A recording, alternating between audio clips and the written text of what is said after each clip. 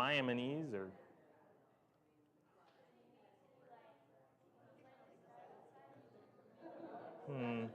Good times.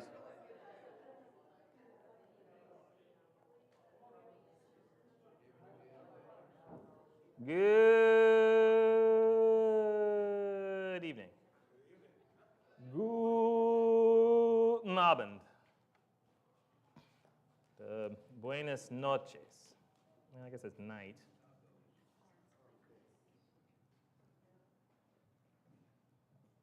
Mr. Roboto, what's he going with over the demo term?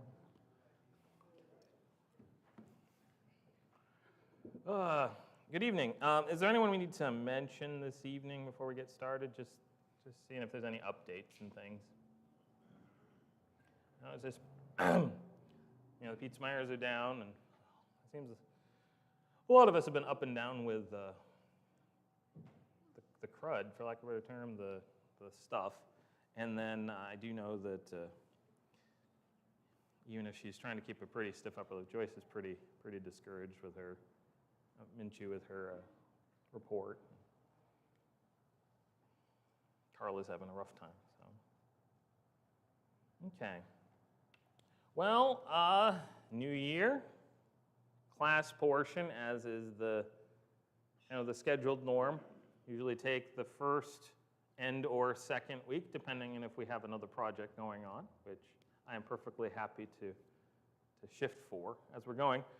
But the plan as it sits now, and this is one of those things.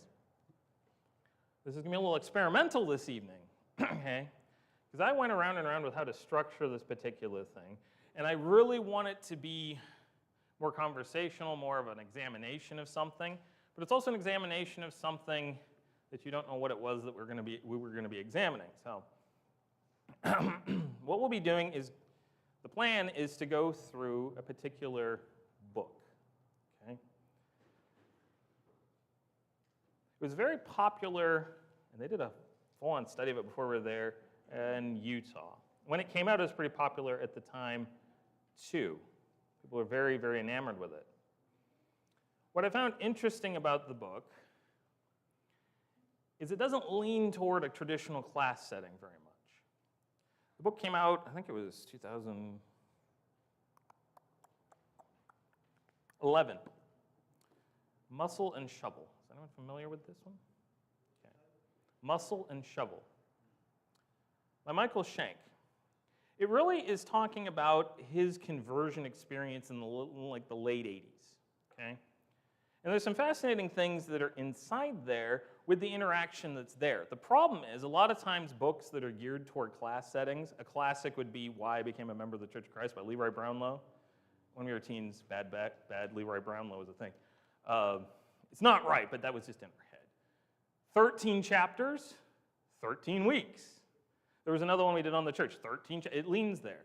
This doesn't. There's actually 39 in here. They're pretty short. My plan was to try to do 3 a week, dig into it. However, it's his conversion experience coming from a quasi-Baptist background, for lack of a better term. And it really wasn't heavily churched, as I'm picking up. But it's this notion of having said the sinner's prayer and someone in the church that he was interacting with and the issues that are kind of come with that. There's going to be some other elements that come into play. Some fascinating stuff. But again, you could just read the book. I'm not going to do the book verbatim. He has a very conversational, first-person depiction. He notes that it's kind of possibly unpolitically correct. Do with as you will with that. What I wanted to highlight more is I just kind of talk about kind of what happens, and I said, you can find it, you can dig it yourself, you can read on it. What I want to glean and pull is the elements that are going to be inside of it, but also the attitude that he will have, but also the attitude and the way the Christians that interact with him will act, because there's some very positive things to be taken in a personal evangelism context. The book is written to convert people of a particular background, no one that we need in this room. So I want to approach it from more learning how to use those particular things And tonight it's going to be more introductory because it doesn't get into much of the meat of it just yet. So that's why I'm kind of giving you this kind of synopsis. We'll see how long we go. We'll look at some of the different arguments that are used because some of them are going to be different and new. And that can help us to address this with other people. But I want to look at the attitudes that are involved too. Okay? The whiteboard is the whiteboard. Okay? I was hoping that what I had I could type on a little bit. I'm going to be writing. I might have some things typed a little more when we get into more specific meat. But what's this evening with the first three chapters kind of sets the stage for what's going on. Okay? So if we have anything, I'll jot it by hand. Now, like I said, 39 chapters in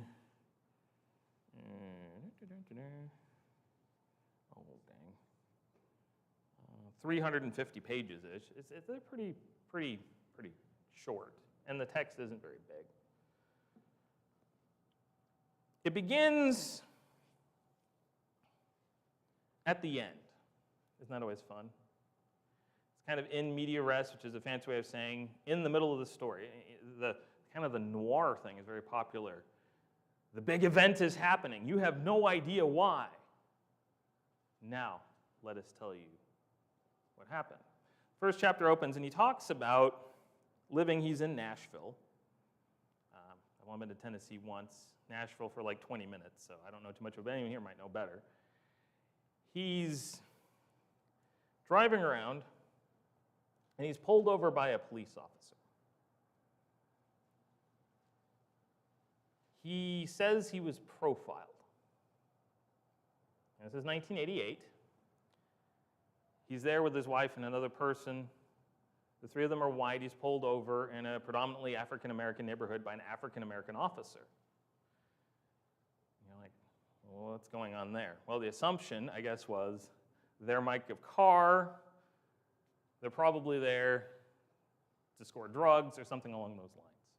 That's the assumption. He pulls over. The officer comes up and asks him what he's doing there. Now, my response probably would have been, you don't have cause to ask that, but that aside. They're like, well, we might as well tell the truth because he's not going to believe us anyway. They were hunting around. They got lost. They were looking for a particular church building because they were going to be baptized, to be immersed. And the hook with the thing is the officer, actually, it turns out, is a member of that congregation they're looking for. He accepts this. He runs with this. He said, this is great. And the first chapter setting this kind of up. They're going to this baptism. Well, the cop's like, hey, okay, it's a few blocks away. I can get you there, but give me a second. He goes back. He makes some phone calls. And then he gives them a escort, as it were.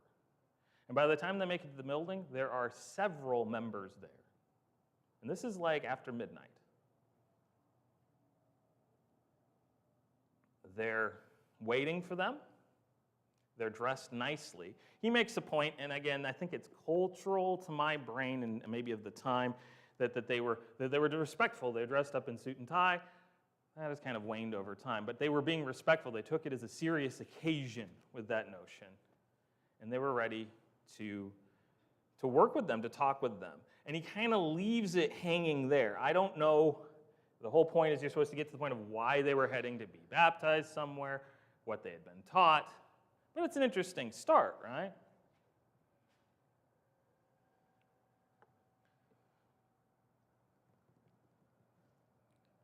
My question is,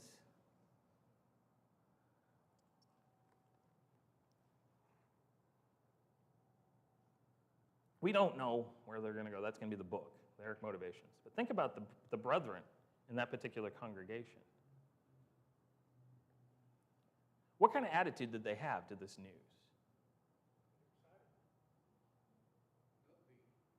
Okay. They wanted to be there. Now again, there are other factors in the whole mess of things. If it's someone that we don't know that's saying, I want to do this thing, hey, that's great. You're still going to talk to them and figure out what they know and different things. but on the assumption that you're going to have a new brother and with his wife a new sister. It was after midnight. They talked to one another and they got there.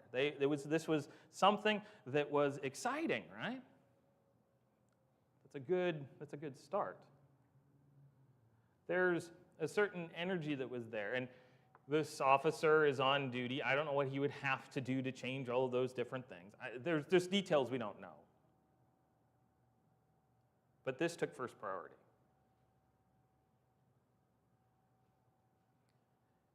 I don't know, that's kind of an attitudinal thing.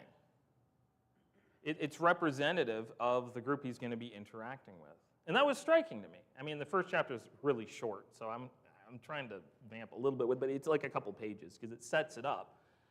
But they noticed something about these people that were ready to go, dressed respectfully for something that was serious, something that was important. And they didn't know any of these people. This was an area of town they'd never been in before. And they were there. And that's commendable, right? All right. That's kind of the introductory thing. And so like I said, if we do about 3 chapters a week, probably we'll go a little shorter tonight just because that one was shorter.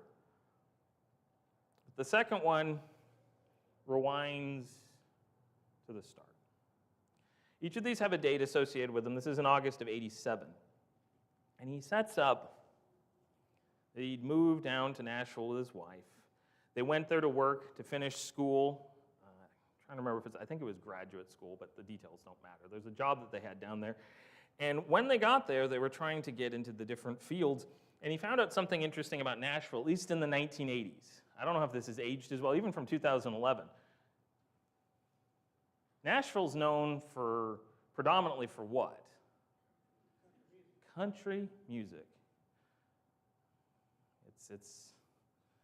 Yeah, country music, the center of that, for good or for bad or for ill or for worse. That is not Nashville's #1 industry, apparently. Anyone want to take a guess? Publishing, generally. But Bible printing is not far off. There are a lot of publishing houses in Nashville. Printing is the #1 industry in Nashville in 1987. Again, I don't know if that's still true, but if it follows that printing is compressed everywhere at the same rate, it could still be the case. A lot of stuff's printed there. And that surprised him. He ended up getting a job in something along those lines. He worked as a technician that serviced printing equipment, and he worked with hospital and church accounts. So high-end printers, high-capacity printers, maybe copiers, I don't know. It doesn't go into a whole lot of detail of that. What it's setting up is his connections. He had a number of places he can go. He went as far east as Cookeville. I'm trying to distill some details here because, yeah. The person, and he doesn't give a name. Well, actually, maybe he does, but he meets a coworker. And this is what I want to highlight on the personal interaction element of this. This is what I want to actually draw out that he talks about, because it's the behavior to be emulated in the form. He meets a coworker who stands out. He's different. Now, what would you imagine would make this coworker different? I mean, you can guess as to why he's different. But if you're working at a place, there's a row of offices, and it's the same old all the time, what usually stands out? Okay, how they interact with other people. Are they personable? Or are they just, another Monday? Yeah. Okay? I think along with that is like the joy with which they, for lack of any better word, how they attack life. I mean, do they come in, Eeyore, moping, head down, I had to come to work today versus I got to come to work today, and how you interact. Okay. Attitudinal, yeah, an attitude thing. That is actually the core, and he goes to some very personal anecdotes that fit with that. One is that, I'll hold that one. But how this person stood out, it was positivity, He enjoyed his job. And again, is that a choice? Or is that, I have the most awesome job in the world? Or a little bit of both. I know, a lot of it's choice. He was very personable. He was very friendly. He introduced himself to different people. He had a positive, upbeat heart and attitude. He was joyous. He was cheerful. Yeah, certainly. A cheerful disposition.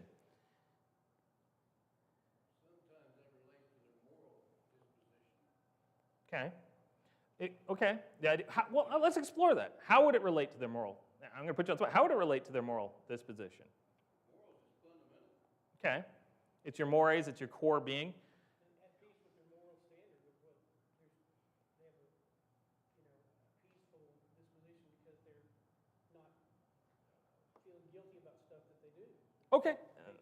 That's it. They have a clear conscience, perhaps, in those terms. Now, they're claiming perfection because that's sociopathy. But they're free of a lot of those foibles that come with failure. Of course, how can you have a conscience made clean? It's not about you. How do you have a heart that's free of guilt? It's not about you. But that isn't an important part. Of course, this person is a Christian. I think it's kind of obvious where we're going to, but it's coming through in a particular way. And those are good things to explore. It's not just, I'm Mr. Christian man, I got to look good and happy. I got to put on a good view because that's what's expected of me. No, that's pharisaical. This is something a little more fundamental. This is core. I am positive because this is the day the Lord hath made. I have a chance to live in it, to interact with people, to do something. I am cheerful because I have been freed of my failings. But by the grace of God go I. I make mistakes. I'm striving to do fewer of them. But it's something that can be noticed. And it was. The key is this guy, giving away where we're going in a little bit, is a Christian. He's pretty knowledgeable biblically, but he doesn't begin by immediately jumping on the subject, on him, about those things. He introduces himself. He has a relationship with him. He develops a friendship. Now again, there are differing schools of thought with that. There's those like, well, you only get one chance to interact with someone, you should take it, okay? That can be true. There are a lot of people we have singular interactions with all the time. We have a chance to make a singular impression. What do we do? But in this case, with a coworker, someone you're going to be interacting with, is it better to just kind of leap on them immediately before they know you or have a history with you? Or is it better to build a rapport? Well, from my perspective, it's you find common ground so you can have a relationship. But, if you don't see that you're going to have a relationship, you got to find a way to build some kind of rapport. Okay, so you're thinking to build a rapport. And again, he doesn't, I don't think yet, he might go into that, I don't know, because he's again telling this from his perspective of just what happened. And again, I don't know if this particular brother was actively following a particular study plan, but a lot of personal evangelism systems are, okay, you start them with this question, you get them, follow this path, when the core beginning of it is in developing relationships. Because someone who trusts and knows you is more apt to listen, especially when things are challenging, because they're going to get that way pretty quick. Spoilers. He has this interaction. The second chapter is in August. The thing that's going to start their conversation doesn't come until before Thanksgiving. There's 3 months that pass. Oh, that's a lot of time. Maybe. But they also develop some things about one another there. An anecdote he leaves is that he gives him 2 Krispy Kremes, just without asking, which in the 80s, that was a very Tennessee thing. They weren't everywhere, right? Do you believe that up in Idaho, when Krispy Kreme went in Salt Lake, they would drive a truckload 6 hours up to Boise, park a semi in one spot on Saturday mornings, and they'd sell out? Now they're everywhere. It's kind of like, it's Krispy Kreme, whatever. But what was that? What did he do? He's like, here. I don't know if he knew you liked them. He doesn't complain about it. It's a friendly gesture. And again, you're like, oh, no, this is, it's important. Because there's a conversation they're going to start having about salvation, about the gospel. It doesn't come at them cold. There are different schools of thought. I don't know if you know of I forgot the name of the method where you just knock on the door. And, I don't. What? No, there's a different method. I know that I'm familiar with that, but there's a particular one where a guy was basically, you knock on the door and you ask someone, if you were to die right now, where would you go? Like cold. And then and then you move on, and I'm like, whoa. It's a Saturday morning. They're half conscious. They're not thinking about that. It's not effective. We care. I think it was we care. Yeah.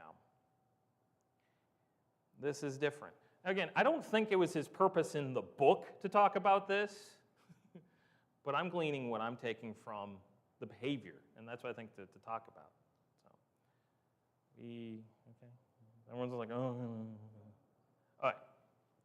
Like I said, we'll move into the third chapter, and then that'll kind of wind it as we go forward. I think we'll get a little more because the intro was really, really short. The third chapter is where everything kind of comes to a head. Now, the second chapter ends with this ominous, in bold phrase. He gave me Krispy Kremes. Little did I know he had an ulterior motive. Bum, bum, bum. Chapter 3, it's November 20th, 1987. It's, I think, the day before Thanksgiving, something like that. They're about to travel and so forth. He developed a friendship. And during this time, it wasn't like they were free of biblical things. He would ask spiritual questions, things like, well, how does that help your life, in terms? Is that good for you? Moral questions, and then things hinting at spiritual things. So he started to understand that this guy had that kind of a background and found that he had a really strong knowledge of the Bible. He didn't run around just quoting it willy-nilly in different things without context, but if a question came up, he would answer with it. Now, that might not seem like a very big thing, but is it important to have a knowledge of the Bible? Do this, yes. Is it necessarily constructive to just quote it without context at people because you can show off you know the Bible? I'm saying this. Why not? It gets into saying your prayers on the square so everybody can see how religious you are. That is true. Okay, you're demonstrating your religiosity. That is a word. I didn't make it up. That's very pharisaical. Can it have a negative impact when you're trying to influence someone too? It's like talking to someone about basic math and leading with calculus 3. Okay. Right? If you get so far, I'll use Grover's term, you get so far into the weeds, they don't even know what field you're in. Okay. And so that can be off-putting for a lot of folks. It can. And again, knowing your audience is a key thing. This came up in our discussions back in school with homiletics and preaching, because it was very, very popular for a certain era for preachers to define their quality of work by how many fast references they could do. It's like you could throw out 50 to 60 references in 25, 30 minutes. You were on fire. And I was told an anecdote, and this will tie in, believe me. An anecdote where someone had brought a visitor, and this preacher was like, bam, bam, bam, bam, bam. And they asked the visitor what they thought. And says, that was great, but I don't know what all those names and numbers were. Because if you don't have a concept of what Romans even is, does quoting Romans 3:23 mean a whole bunch? We spend a lot of time, and this book kind of does this, but we spend a lot of time trying to convert Baptists, frankly, forgetting that a lot more out there are unchurched. That common biblical osmosis understanding isn't there. So just hammering references can prove you can quote, There are people that memorize the entire Bible and don't know it. And that was kind of a warning to us, even with like if you're dealing with visitors or you're dealing with different audiences. Sometimes it's good just to not hammer a bunch of references. I mean, I remember in a study, it's like we're talking about Romans, and I was like, wait a minute, do you even know what? Okay, this is a letter written to Christians in Rome. Oh, really? That's what that means? And we're almost like, well, duh. No, people don't. They don't know. It gives context. It gives a background. Oh, there were Christians in Rome. What are their problems? Well, let's look at what he's writing about. Anyway, this coworker didn't hammer him, but he had answers that were biblical answers, and he found that balance. And the way that Michael, I believe, phrased it, he lived what he believed. He was consistent. So over those 3 months, when he would challenge him on different things or ask him questions, leading to where he kind of wanted to be, and when he was comfortable to kind of bring up the big one, the key, he was checking, he was showing that he had knowledge, but he was also consistent. And that's important.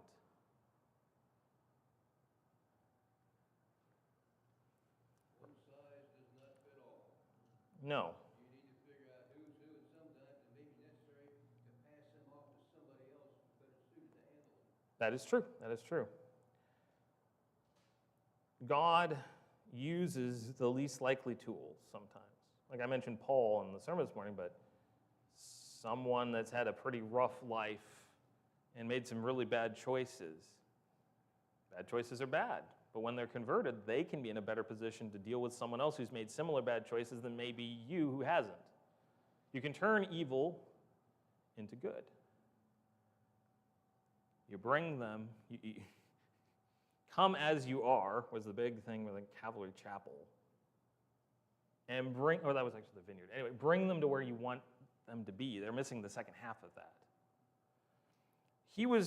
It seemed that this particular coworker was doing that. Now, what sets up this confrontation that they end up having is, and I guess it's because it was over the Thanksgiving weekend, and they've been talking about various things.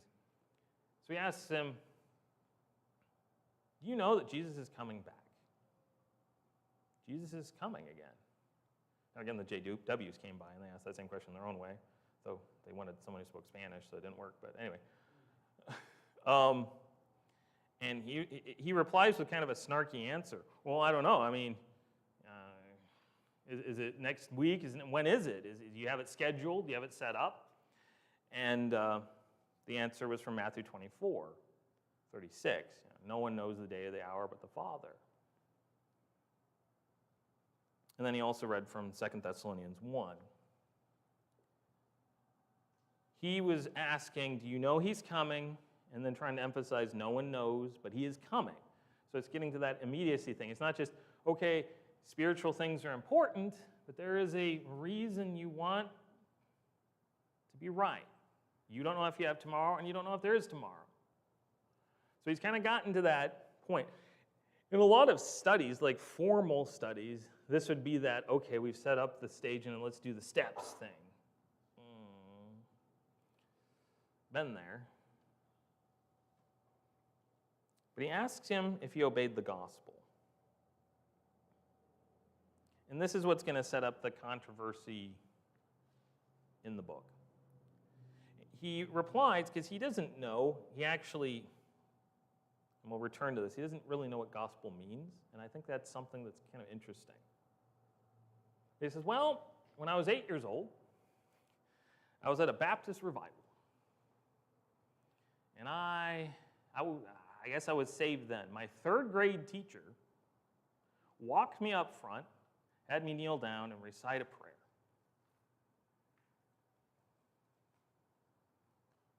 That's not a very uncommon response. I have heard, I was out camping one day and a bright light shined upon me.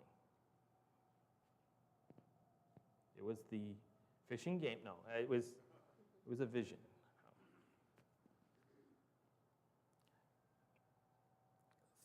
He was immersed, baptized, at 13, about 5 years later, which is another common story, which begins this give and take of, well, So were you saved when you were baptized or at the other time? I don't know. How would you respond to that? I'm going to open that up first. Let's find out what God said. What? Let's open the book and find out what The God Bible and says. see what the Bible says about it. Okay. Let's look at biblical examples. Why? Why approach it that way? It's the standard. I'm not saying it's the right answer, but for practical purposes, why answer that way instead of saying that you're just wrong? Well, the idea that you're not teaching them the Bible is doing the teaching. Okay.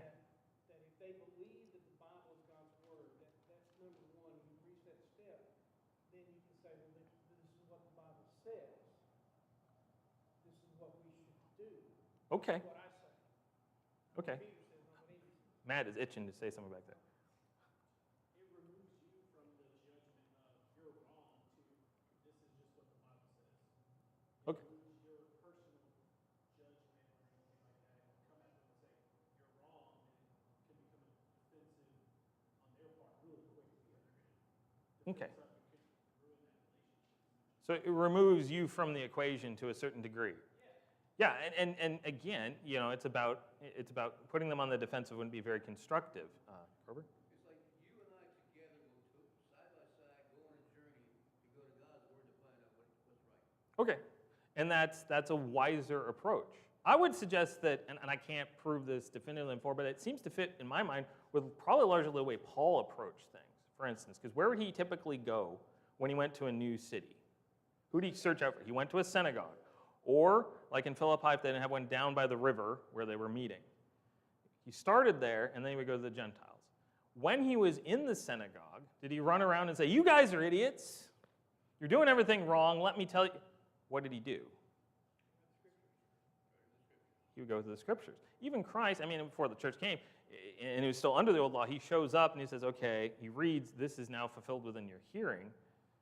And then they try to push him off a cliff, but he didn't make it about him. And again, I'm having to guess it, but that fits heavily with how he interacted. And it worked in Berea. Didn't seem to work for everyone else, but he used the scriptures to prove Jesus, is kind of the way it's put. The Ethiopian eunuch with Philip, it's the same phrasing. Well, who is this Jesus? How can you teach me? Who is Isaiah talking about? And from there, he used Isaiah to talk about it instead of making it about them. Hard thing for us to understand is that the scriptures he's using is the Old Testament. That's true. Because there was no documents passed around formalized as the Bible from the New Testament. Yeah, and whatever was around at an extent, they wouldn't accept in the synagogue. Right. Yeah, if it's Luke or whatever, it still isn't. So yeah, but again, it's that same methodology. There's a temptation sometimes to get into a debate and get into a fight. No, you're wrong, this is how it is. Guess what? Whether you intend to or not, you're kind of making yourself a denominationalist by doing that because you're just making yourself one of many. That's what they all do. No, it's not about you, it's about him. Or the Bible, it's about the Word. And that's an important element because it can start a lot of fight, and it's easy. One thing with just doing studies like this that I remember being recommended, and it fits, is before you even get into this, have them write down in their own words what their conversion experience was. And you think, why? Because sometimes they'll tell you what happened, you go through it, and then they'll say, oh yeah, that's what I did, and it's not the same. When they write it down, it's something they've produced, and they can sit down and then they have ownership of it. That's what this guy did. He says, well, that's a prayer, and in that form, that's not how anyone in the Bible is known. There's no example of anyone in the Bible being saved that way. Can I show you this? And he tries to set up a study for the next Monday. Now, they're going to leave for Thanksgiving weekend, go see family. But this, with all the interaction they were having, actually is, even with the foundation was laid, was a difficult thing. He's like, oh, I guess. He agrees to it, but he's reluctant.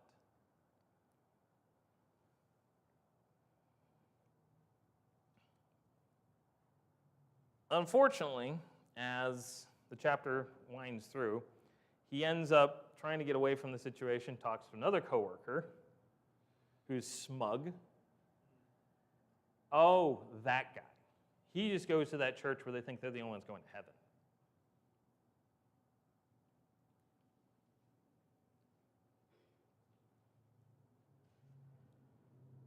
What? Yeah, they only think they're the only ones going to heaven. He gets angry, goes back, confronts the original guy. Is this what you think? How do you respond to that? Because in some cases, and I'm going to speak in general here, are there congregations where that accusation might be a bit true? I'm seeing some nods, because it comes down to their attitude in all of it, right? We are the right ones. We are the right ones. Burn, burn, burn. Yeah. What is? How do you respond to that? Okay. A miscomprehension. Misunderstanding. A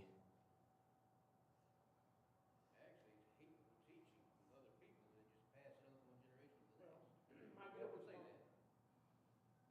gut response is always, let's see what the Bible says. okay. You know, I mean, have I said that? Have I acted that way? Have I demonstrated that to you? Anything I've done? Let's go look and see what the Bible says. Now listen to what I say, because I could be wrong. Calvinism is a Kind of widely surprised. taught doctrine. That can be confrontational, just we'll have to deal with it.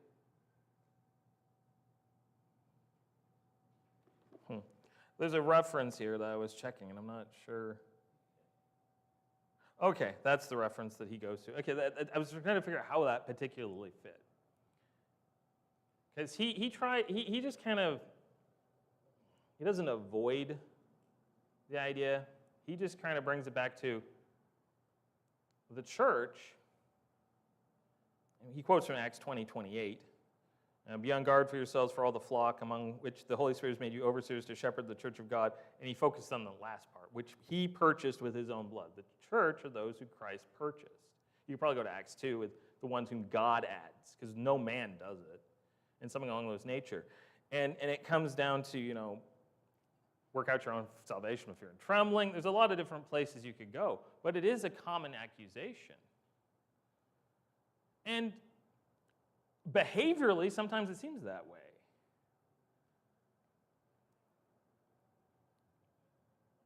Is the name the thing that's the most important? There's a whole discussion we can wander with this thing. But it's an accusation that comes up. There's some pretty common jokes about it out there, about the church. Oh, and that we love our 238. Ever heard that? Acts 238, 238. He gets angry. The coworker calms him and says, hey, you know what? It's in God's hands. God's the one that picks and chooses. It comes down to, if you've done it his way, can we still study? And he kind of hems and haws and goes with it. As he put in the book, it led to doubt. Doubt led to indecision. Indecision leads to inaction. But it still bothers him. And this is what's hanging at the end of this chapter. I think he'll come back and he's going to be combative about it. It's driving him to want to study, but he wants to prove a point. He wants to win, which it's not a great motivation, but it's a motivation, and it's something that can be used. But the last thing from the chapter that stands out, and then we can kind of wind out, is on the way up to Illinois to see family, he asks his wife what the gospel is. We use that term all the time. What does it mean? A lot of people say 1 Corinthians 11, death, burial, resurrection. Okay. What's the actual original word mean? Good news. Euangelia. It's actually the word, a similar word we get eulogy from. That's what I'm looking for. Euangelia. Nice words. Beautiful words. You're saying nice things about someone that hopefully you liked. But many times eulogies can be really nice about people no one liked, because they're nice words, good words. Good news, which, how beautiful are the feet of those who carry good news. And then an evangelist, a euangelia, it's an evangelizer. It's a gospeler, literally. Now, when we define gospel, this becomes a debate in the church and gets really dumb, and some, oh, there's the core, and no, it's the whole pattern, it's the whole thing. It defines what God wants, it really is. But if we want to put it into terms of how to become a Christian, that's many times the shorthand for that.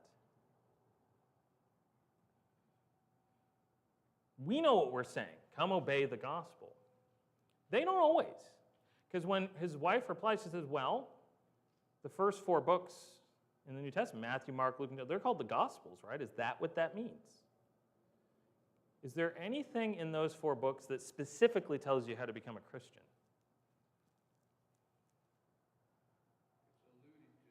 It's alluded to. Somebody might go to John 3 and 5. Yeah. But it's still, you need Acts for the examples. You need the letters for the examples of the early church and different things. Maybe when you make an assumption, we assume that people know what things mean. And this can become a connection to the conversation itself. It was just a striking thing that he didn't know what it means. The gospel, that idea was an unfamiliar term, but he went to a place, he did a thing. I don't know. Do you have something? Okay. So it kind of leaves there. That kind of introduces how things are going. And then you have, I'm trying to remember what the name of it is, the 4th chapter.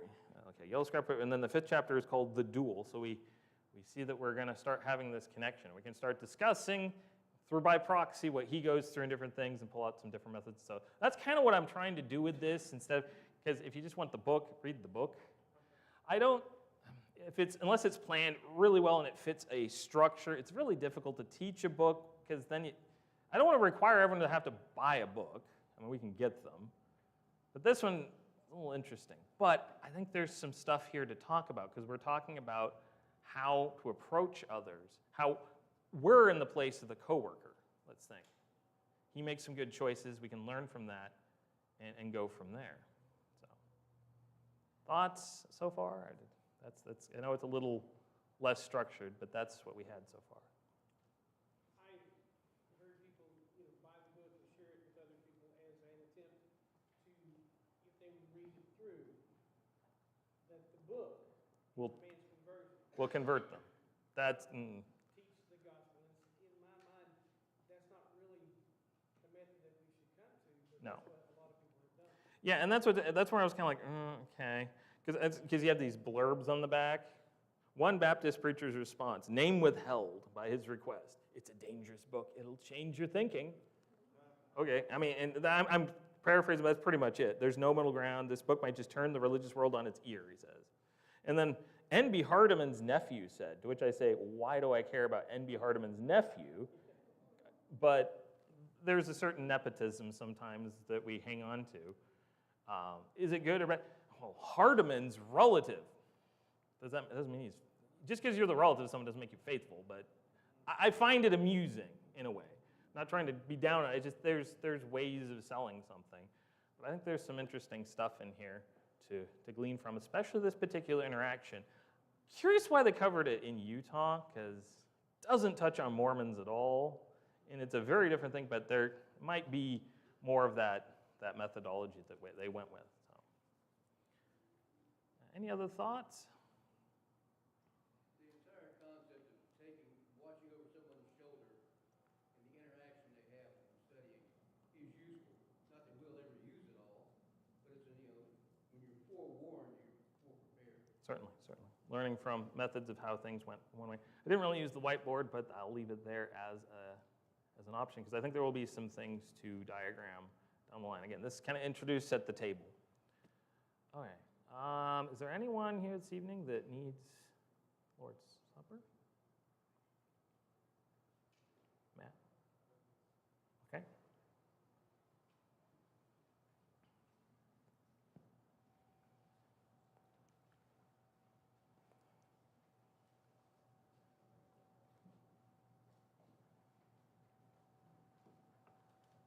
Anything else we need mentioned this evening? I asked at the beginning, but in case it just something came to mind.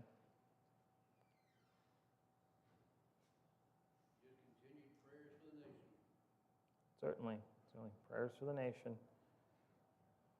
Things have been pretty chill, which I wasn't certain. Be thankful for that. Yeah, the event in New Orleans was pretty nasty. Prayers for families and those affected, and everything went with that. Okay. Well, Eric, would you lead us in a closing prayer?